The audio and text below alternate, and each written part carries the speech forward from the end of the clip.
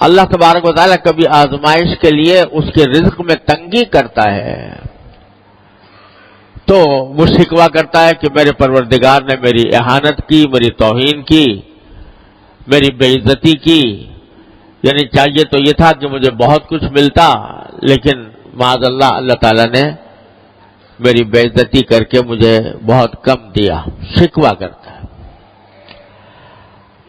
اللہ تبارک و تعالیٰ آگے یہ فرماتے ہیں کہ اگر یہ رزق میں تنگی آتی ہے تمہارے تو در حقیقت اس کی وجہ تمہارے خود اپنے تمہارے اعمال ہوتے ہیں۔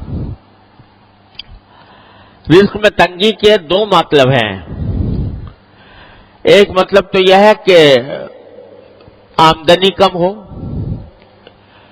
اور اتنی کم ہو کہ اس میں گزارا نہ ہو سکتا ہو، یا کم ہوتا، بہت ہی تنگی کے ساتھ گزارا ہوتا ہو، یہ بھی رزق کی تنگی کی ایک شکل ہے۔ اور دوسری رزق کی تنگی کی شکل یہ ہے کہ آمدنی دیکھنے میں تو بہت ہے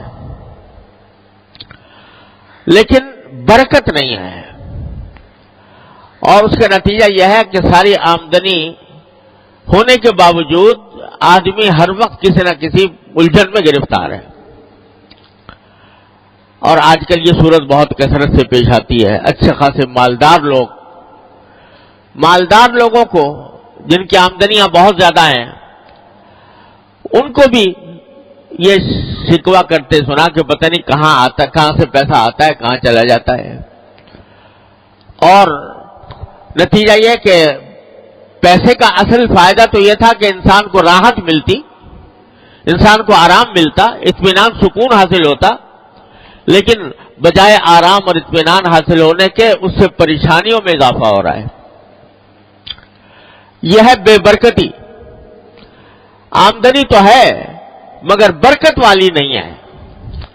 اللہ تبارک و تعالیٰ جب برکت عطا فرماتے ہیں تو تھوڑی آمدنی میں انسان کو سکون آرام مل جاتا ہے، راحت میسر آ جاتی ہے، اور اللہ بچائے اگر بے برکتی ہو تو لاکھوں کی اور کروڑوں کی آمدنی ہو، اس کے باوجود انسان پریشان ہی نظر آتا ہے۔ اور قرآن کریم نے ایک جگہ فرمایا کہ بعض اوقات انما یعذبہم بہا فی الحیاۃ الدنیا، اللہ تعالیٰ اس مال کو ان کے لیے عذاب کا ذریعہ بنا دیتے ہیں دنیا ہی کے اندر۔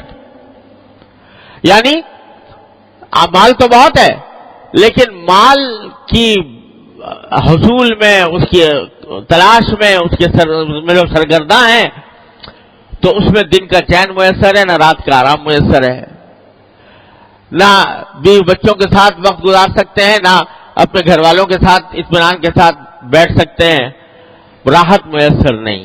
پیسہ ہے مگر راحت نہیں۔ یہ بھی رزق کی تنگی کی ایک بدترین شکل ہے۔ تو اللہ تبارک و تعالیٰ دونوں قسم کی تنگیوں کا، اس میں الفاظ جو ہیں دونوں قسم کے تنگیوں کے کو شامل ہیں کہ چاہے آمدنی کم ہو یا آمدنی میں برکت نہ ہو، دونوں کی وجہ در حقیقت یہ ہے کہ تم لوگوں کے حقوق ضائع کرتے ہو۔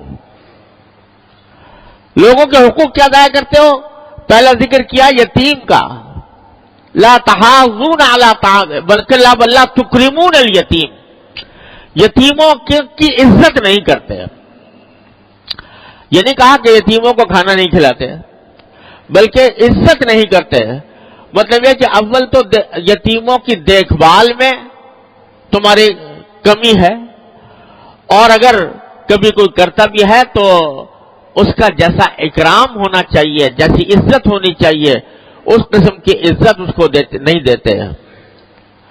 وَلَا تَحَاضُّونَ عَلَىٰ طَعَامِ الْمِسْكِينِ، دوسرے لوگوں کو بھی کوئی ترغیب نہیں دیتے کہ تم مسکینوں کو کھانا کھلاؤ، مسکینوں کے حاجتوں کو پورا کرو۔ ایک تو یہ بات تھی۔ پھر فرمایا وَتَأْكُلُونَ التُّرَاثَ أَكْلًا لَمًّا، اور میراث کو تم لپیٹ کر کھا جاتے ہو۔